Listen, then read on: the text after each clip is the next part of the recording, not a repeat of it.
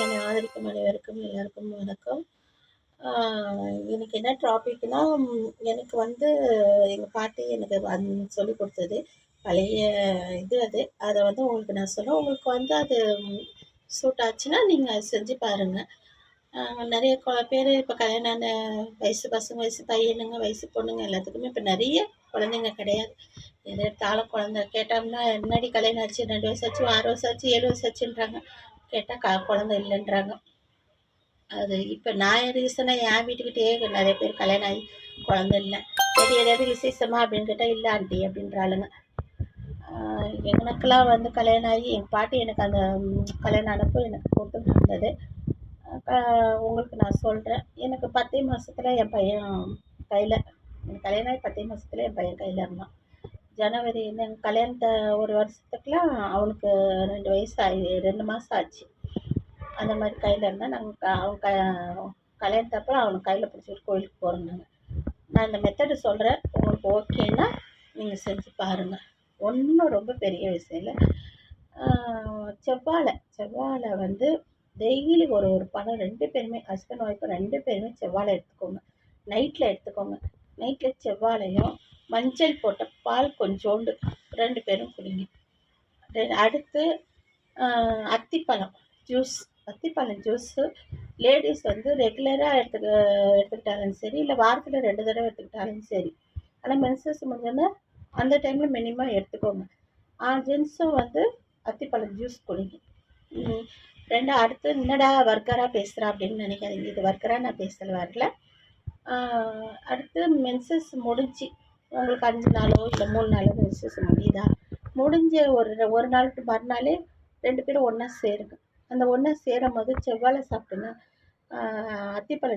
பழம் சாப்பிடுங்க, தேனில் தொட்டு பழம் சாப்பிடுங்க. அதுவும் நாட்டு மருந்து கடையிலே இப்போ விற்கிது அத்திப்பழம், அந்த காஞ்ச இது, அதை வாங்கி சாப்பிடுங்க. ரெகுலர் அந்த மென்சஸ் ஆகி ஒரு நாள் கழித்து நீங்கள் செக்ஸ் பண்ணுங்க. அப்போ உங்களுக்கு வந்து இந்த மாதிரி பண்ணி பாருங்கள். ஒரு 5 மாதத்துலேயோ இல்லை ஒரு 10 மாதத்துலேயோ நான் சொன்ன இதுக்காகவாவது பண்ணி பாருங்கள். நிற்கிறதுக்கு சான்ஸ் நிறைய இருக்குது. மருத்துவ குணத்தில் வந்து மெயினாக நாட்டு மருந்துன்றது அந்த காலத்துலேருந்தே நிறைய பேர் பண்ணது. அப்போல்லாம் வந்து என்ன சொல்லுவாங்க, அப்போல்லாம் இதுதான் செய்வாங்க, நாட்டு மருந்துங்க தான் மெயினாக எடுத்துக்குவாங்க.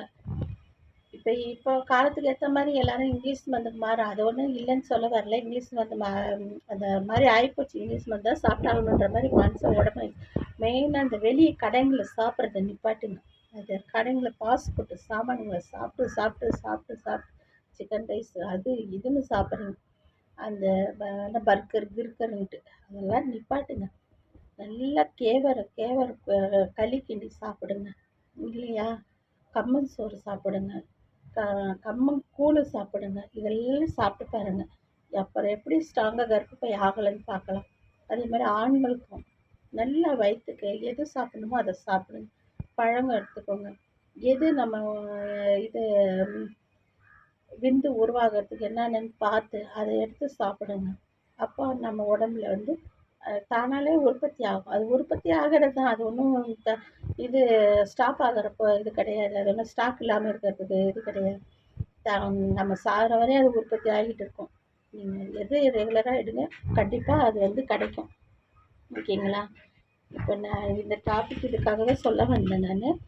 நீங்கள் வந்து பிடிச்சிருந்தா லைக் பண்ணுங்கள், ஷேர் பண்ணுங்கள். எனக்கு கமெண்ட் பாக்ஸில் நல்ல இதாகவே சொல்லுங்கள். லைக் சப்போர்ட் பண்ணுங்கள். ஓகே, பாய்.